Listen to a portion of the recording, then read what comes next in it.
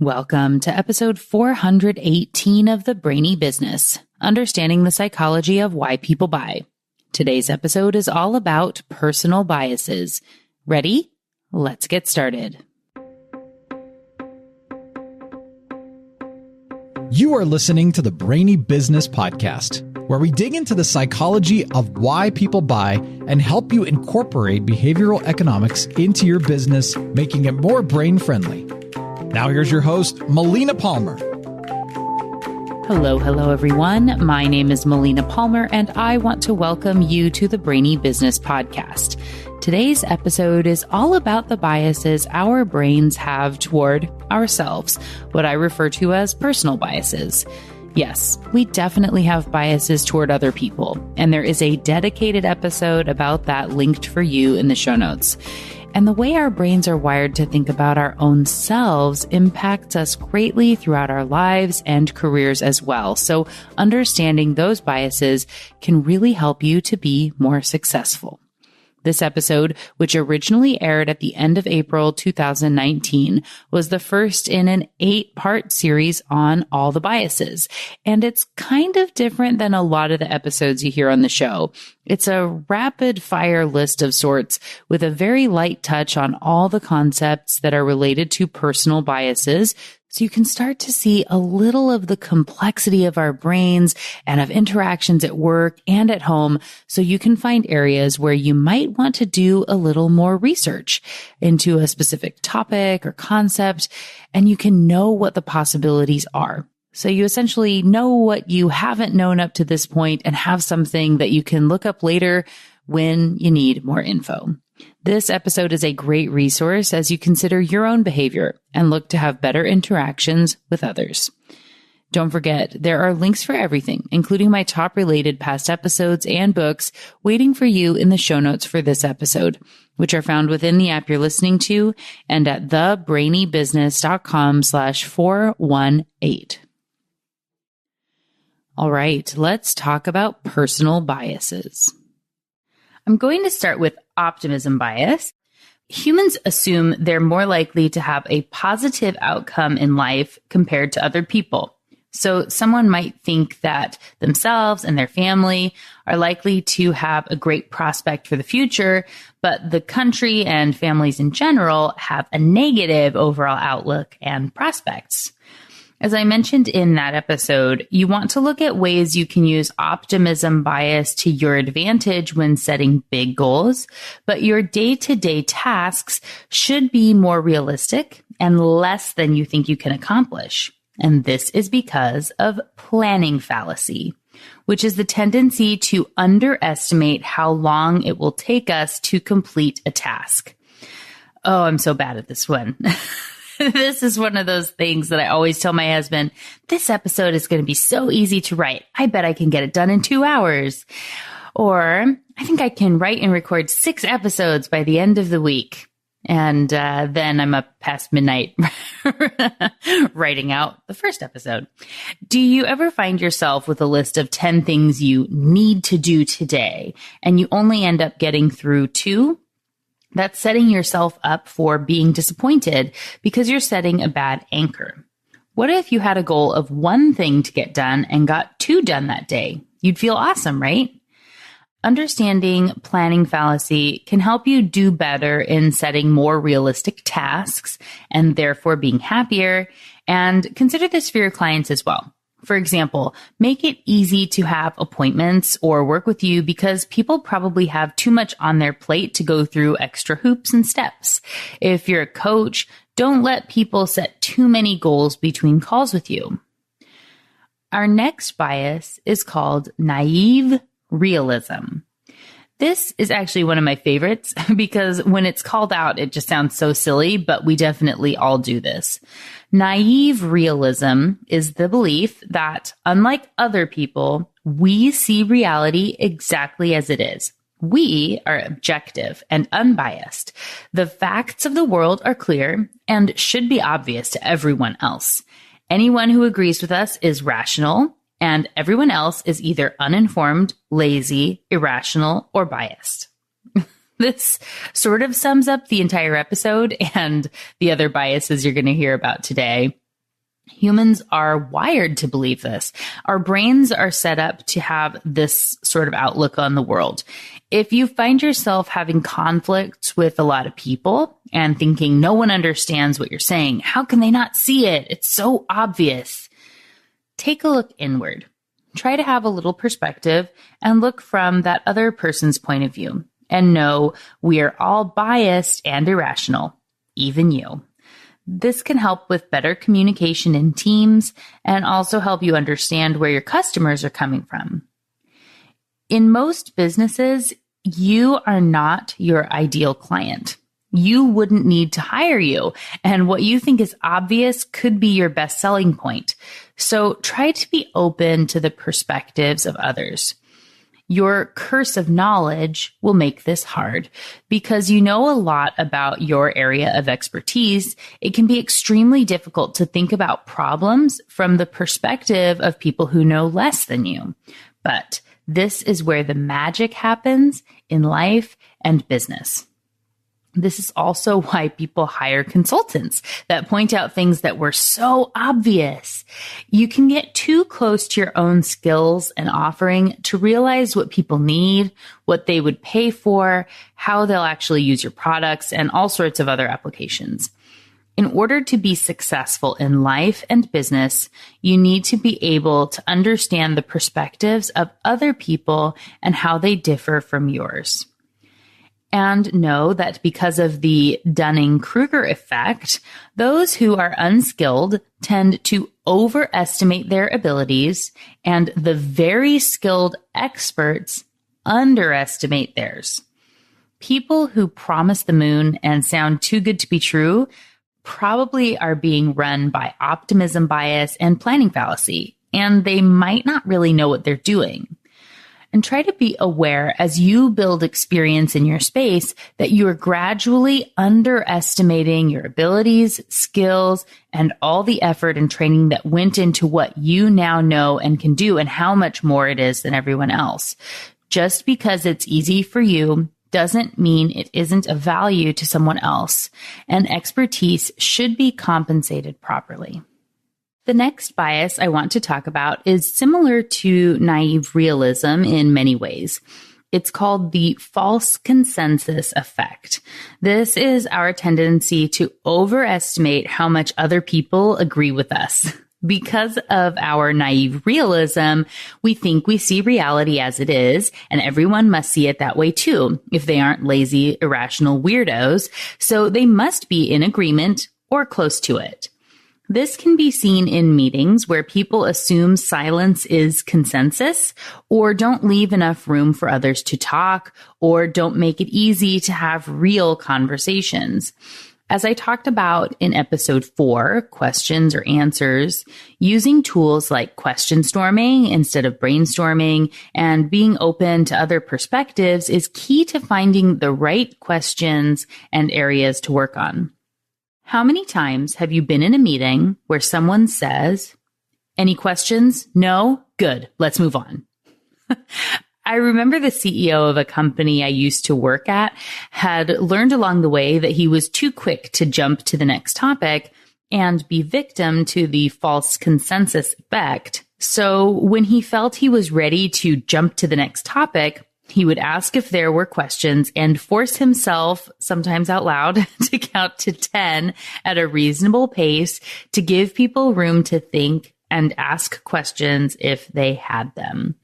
Before learning this trick, he might have gotten himself into trouble because of the illusion of asymmetric insight. This is when people think they understand their peers better than those same people understand them. As with all these biases, we assume we know more and better than others, but that likely isn't true, especially when it's built on false consensus and naive realism.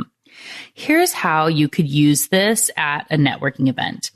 If you assume that everyone thinks you don't understand them as well as they understand you, it could be beneficial to ask them questions that help them explain more about themselves to you. We all know people like to talk about themselves. Being a good listener And trying to learn something new about each person you interact with will help shatter this illusion, both by teaching your brain you don't know as much about people as you think you do, and it will also show them that you care enough to take the time to get to know and understand them. The flip of this concept is the illusion of transparency. I know, it would be great if our biases all lined up all the time and didn't contradict each other, but that would be too logical. So people also overestimate their ability to know others and the ability for others to know them. We think we are transparent and great at understanding everyone. There's a similar foundation here you can see, and believe we are an open book because we know ourselves so well. While this is sort of the opposite of the illusion of asymmetric insight, it's also based in the same area, and the same advice works here. One of my friends once said to me that everyone thinks of themselves and their business as a special snowflake, and that their problems are completely unlike anything you've ever seen before, even when it's very common. This is because of false uniqueness bias. The line to walk here is to realize that in most cases, people have similar problems and hangups. This episode is a testament to that. But it doesn't mean they want to hear that or for you to tell them their approach or problem or case is humdrum and just like everyone else. People want to be heard and understood and listened to.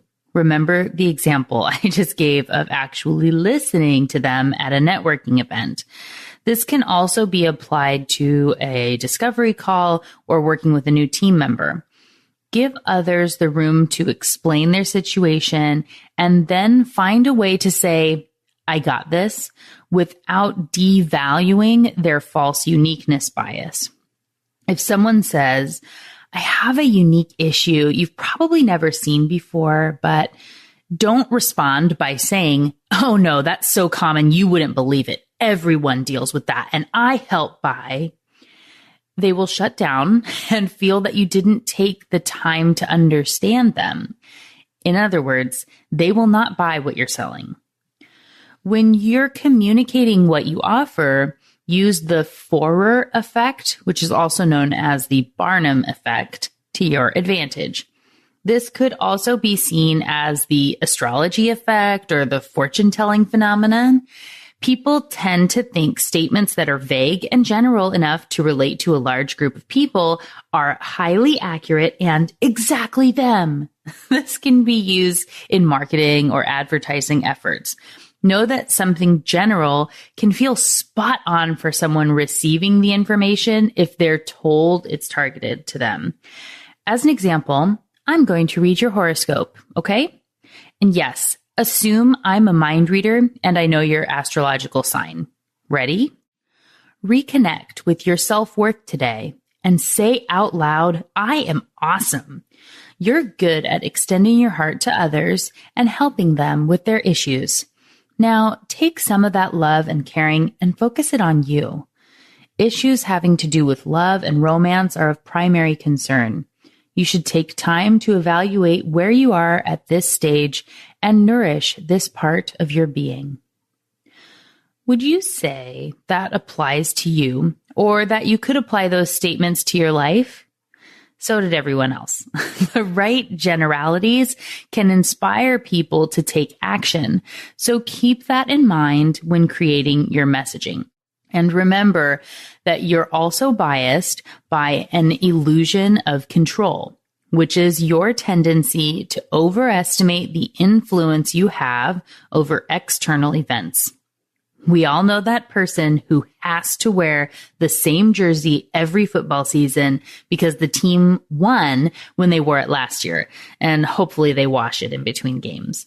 Or thinking that because the team won every game they went to last year, it's somehow related directly to their presence on the third tier of the stadium. I'm not saying this is a bad perspective to have. It helps us relate to people and things. Whether you choose to adapt your own approach and traditions in this case is up to you. But perhaps don't get too hung up on it if your lucky socks are in the wash when you have a big meeting to go to. And remember that your clients have a similar illusion of control. Here in Seattle, the Seahawks are all about the 12th man, and they sell a lot of gear to fans who want to come and cheer and show their support for the team. As a unit, the 12th man has been known to actually impact the game. We're listed as one of the most daunting fields for opposing teams, with the most false starts and a top home field advantage. The number 12 has been retired because it's the number of the fans. And in one game, the fan reaction was so high, it actually caused a small seismic event, a minor earthquake, which has been called Beastquake. The collective of the fans does have an impact on the game. But did my husband's extra scream or jump at that event cause Beastquake? Would it have happened if he wasn't there?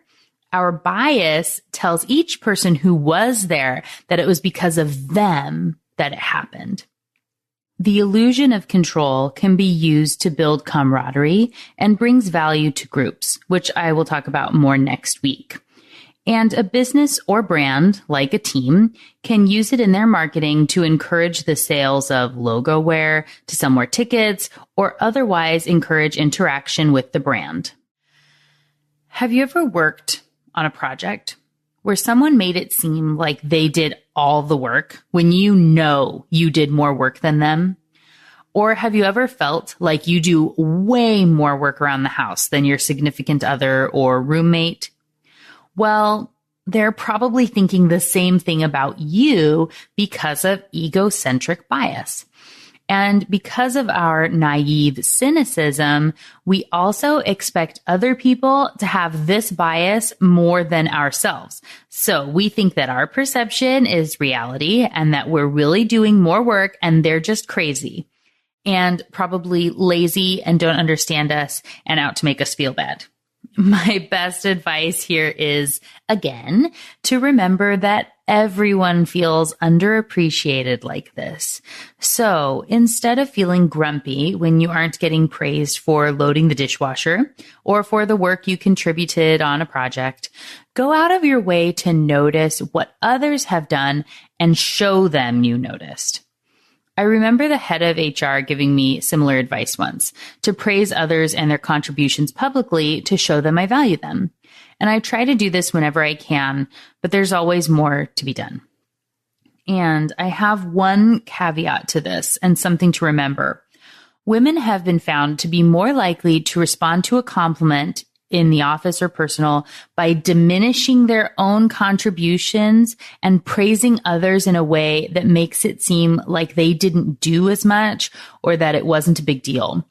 So it's important to praise others for their contributions without diminishing your own efforts.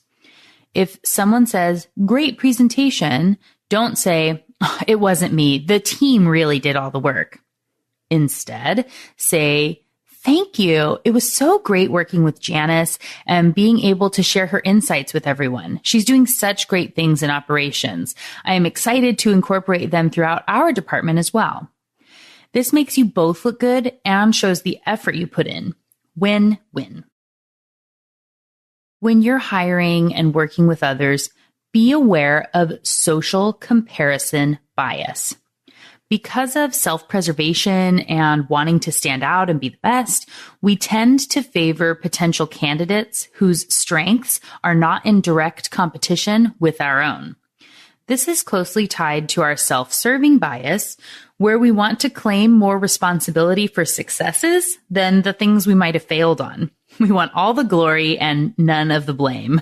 This also goes back to egocentric bias.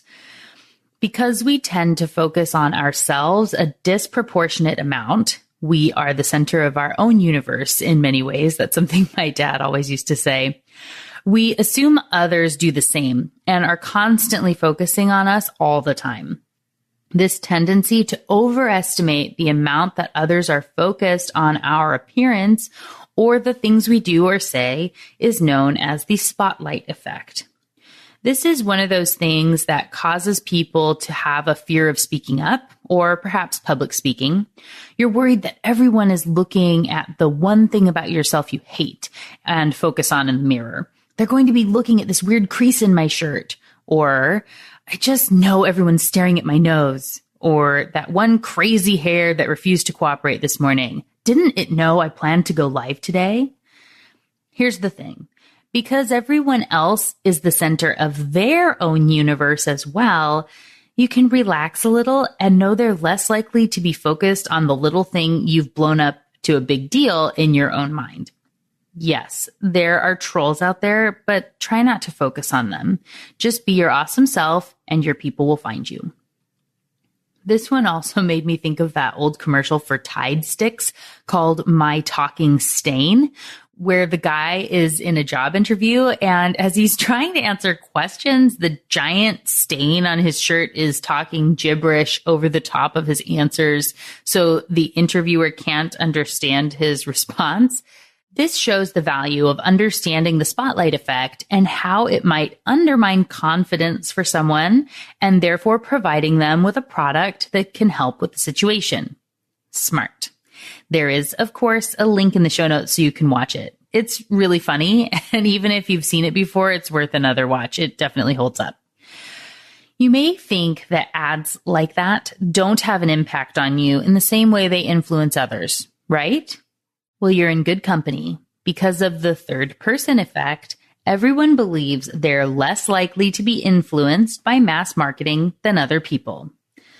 Mass marketing, of course, reminds people of brands and creates associations in the brain and goes directly to the subconscious, and they're impactful on everyone. You should be marketing and building your brand, and that's all I'm going to say right now about that one. This seems like as good a time as any to note that we all have a bias blind spot. Let's really hammer this point home, shall we? In case you couldn't tell, we see ourselves as less biased than others and tend to be better at spotting these cognitive biases in others instead of in ourselves. So try to remember that even if you don't see it, it doesn't mean it isn't there. I remember hearing someone say once that they didn't care what the back of their hair looked like because they would never see it. Perhaps that is the bias blind spot on steroids. Other people look at and see the back of your hair a lot, even if you can't see it easily. Perhaps we're willing to forgive whatever we look like from the back because of illusory superiority. This is where we overestimate our own desirable qualities and underestimate those undesirable ones when compared with other people. Perhaps you can relate more with its other names of better than average effect or superiority bias. I'm not going to get into this one too much, but we also tend to think others are more likely to be attracted and interested in us than they actually are.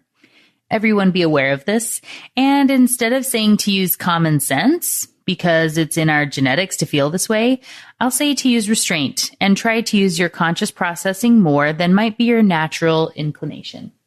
Speaking of which, we all think we have more restraint than others and generally overestimate our ability to resist temptations. Remember the episode on the overwhelmed brain.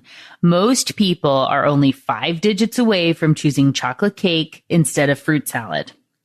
One great example of this in business is the timeshare industry, or I guess gym memberships. They're basically built on people thinking they have enough restraint to accept the free vacation, sit through the pitch, and not buy a timeshare.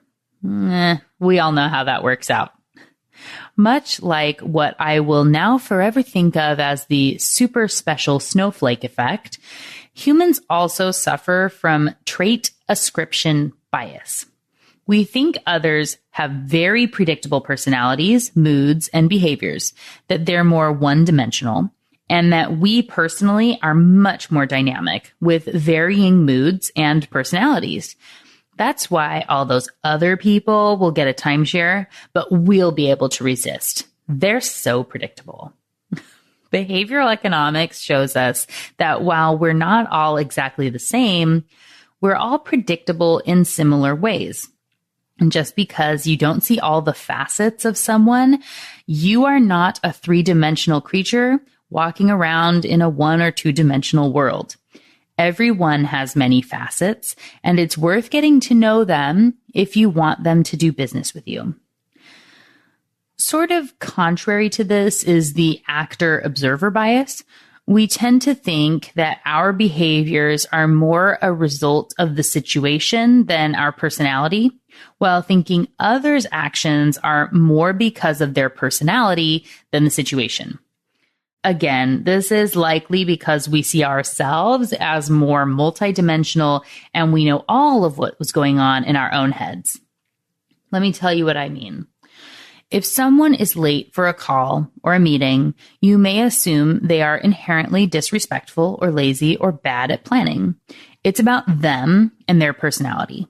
But when you find yourself late for a meeting, it's because your other meeting went long, or you were stuck in traffic, or were in back-to-backs all day and had to stop at the bathroom or to refill your coffee cup at some point. You are a respectful person who would always be on time if it wasn't for all those outside factors.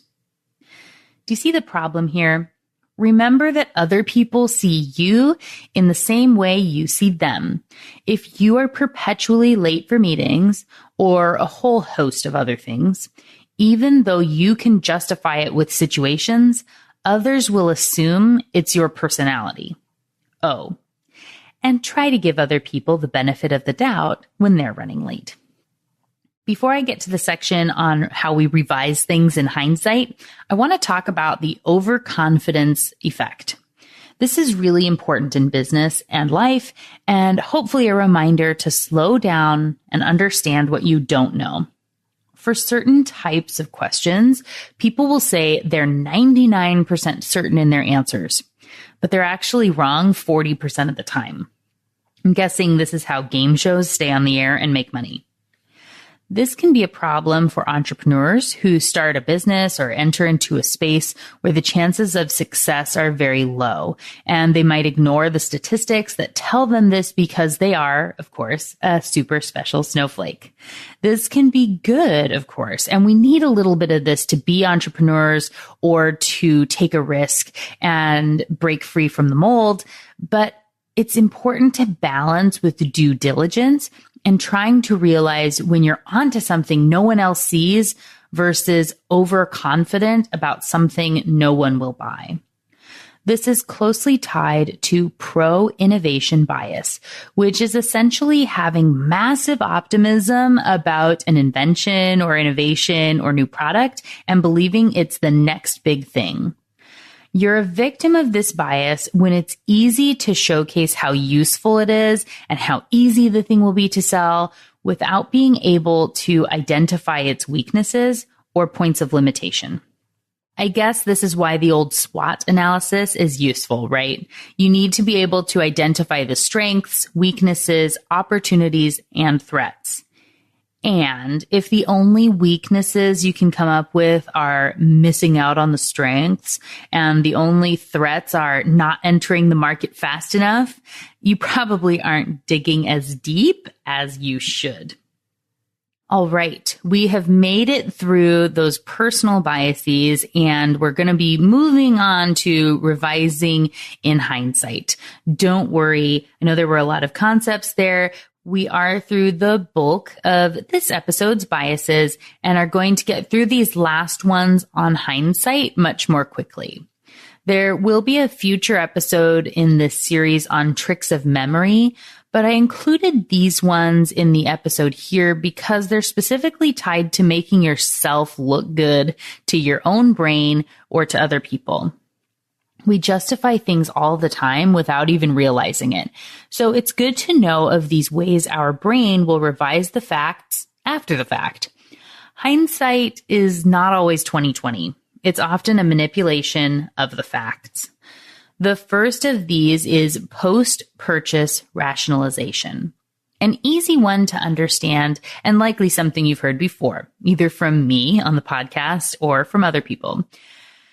People tend to buy on emotion or via the subconscious brain, and then use logic and rational arguments to persuade themselves it was the right decision or a good value.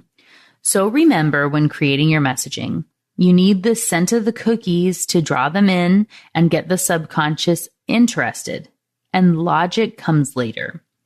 Another way people have said this is to sell the sizzle, not the steak. We also have choice supportive bias, where we'll retroactively say our choices were much more informed than they were at the time we made the decision.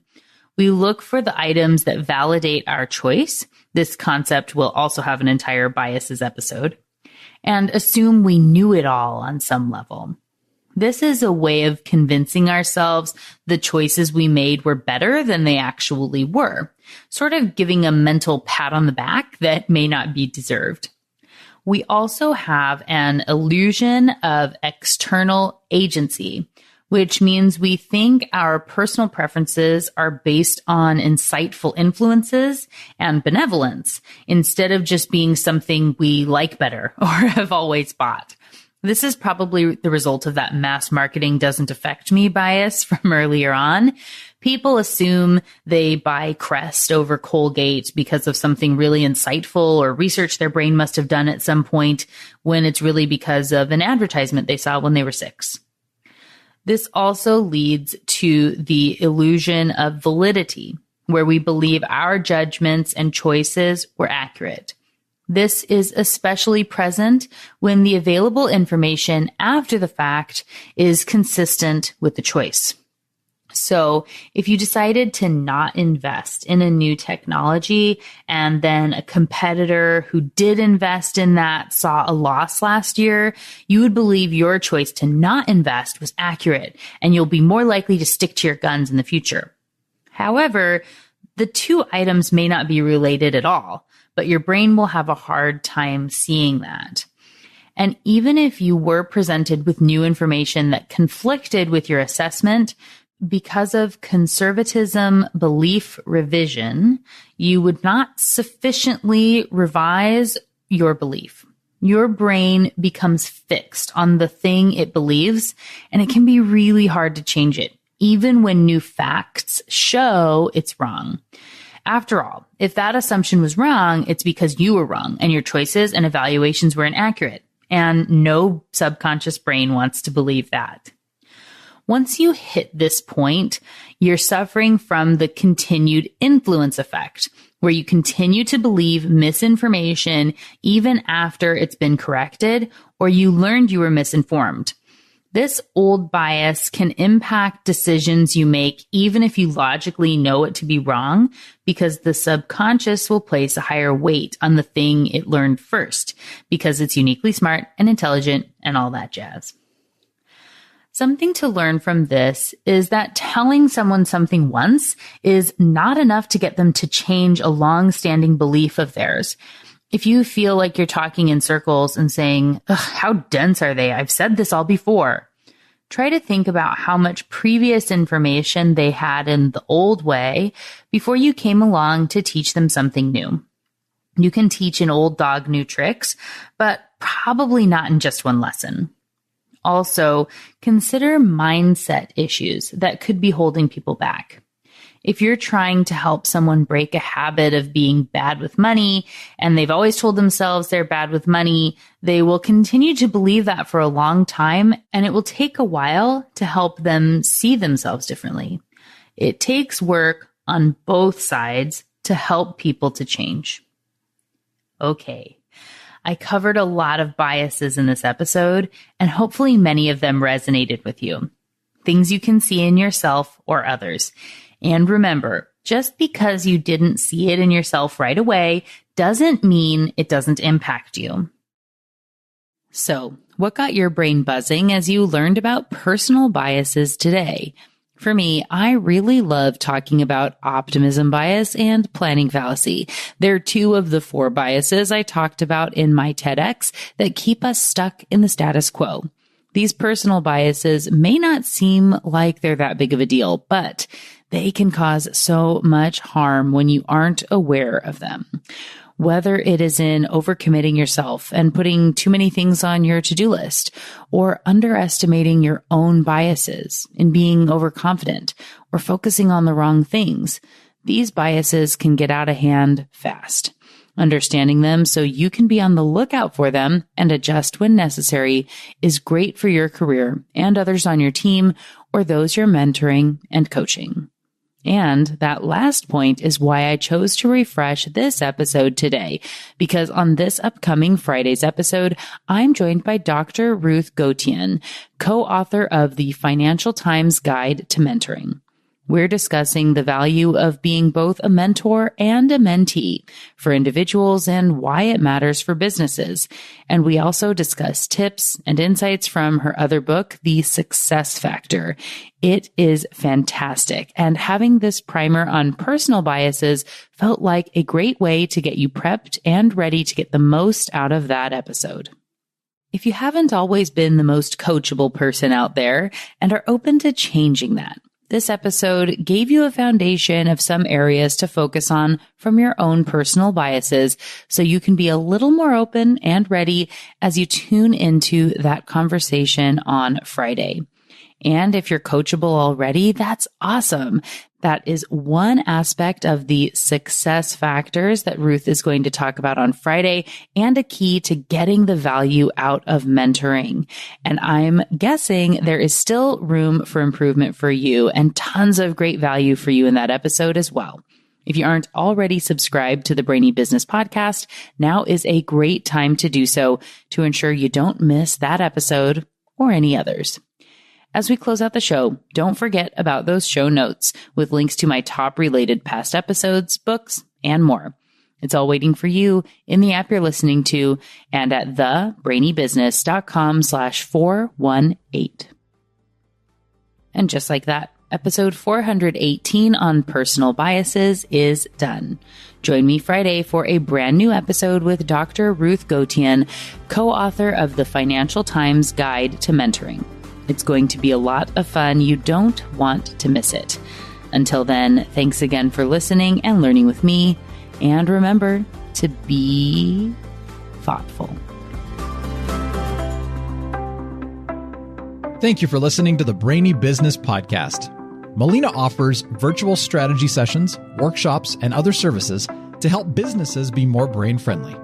For more free resources, visit thebrainybusiness.com.